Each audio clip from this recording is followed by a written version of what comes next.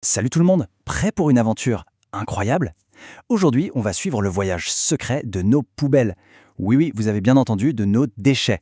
Ça a l'air un peu bizarre dit comme ça, mais vous allez voir, c'est une histoire super fascinante. Allez, c'est parti. Alors, pour commencer, attention, accrochez-vous bien. Savez-vous combien de déchets l'humanité entière produit chaque seconde? 70 tonnes. C'est énorme.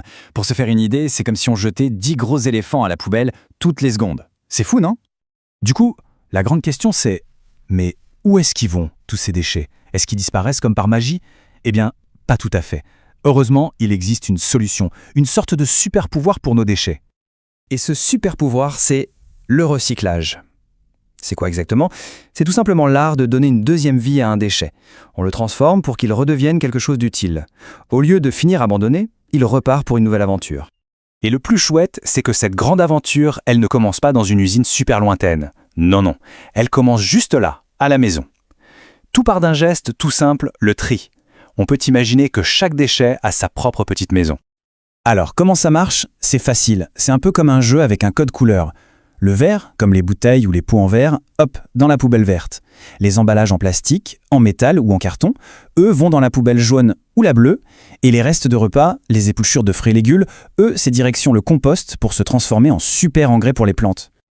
Et si jamais on a un doute, parce que ça arrive, pas de panique. Sur beaucoup d'emballages, il y a un petit logo qui s'appelle Info-Tri. C'est un mini-guide qui nous dit exactement dans quelle poubelle va chaque partie de l'emballage. C'est super pratique. Bon, une fois que les poubelles sont bien triées et qu'on les a sorties, une nouvelle étape du voyage commence. Les camions poubelles les récupèrent et les emmènent dans un endroit très spécial, le centre de tri. Et qu'est-ce qui se passe là-bas?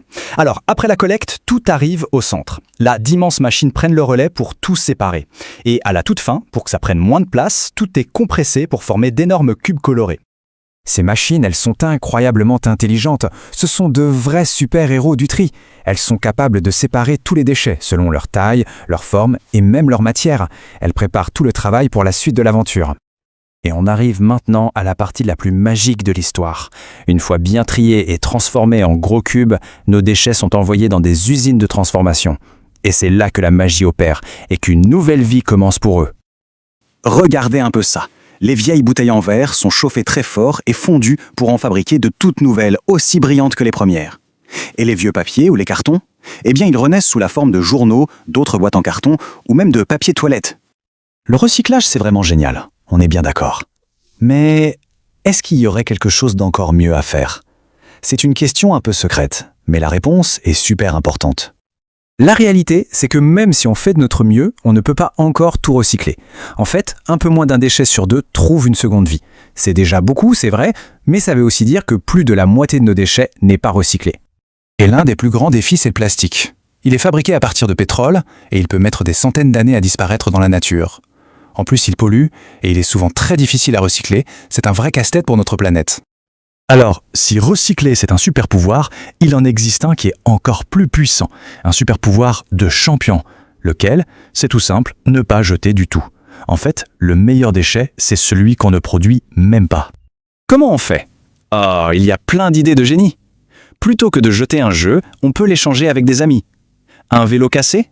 On peut souvent le réparer. Et un bocal en verre qui est vide, il peut devenir un super pot à crayon ou une boîte à trésors. Et voilà, l'aventure de nos déchets s'achève ici. On a vu que la meilleure chose à faire pour la planète, c'est de réutiliser, réparer et échanger. Alors, la prochaine fois, avant de jeter quelque chose, on peut se poser la question, quelle nouvelle vie est-ce que je pourrais lui donner? Quelle sera notre prochaine bonne idée?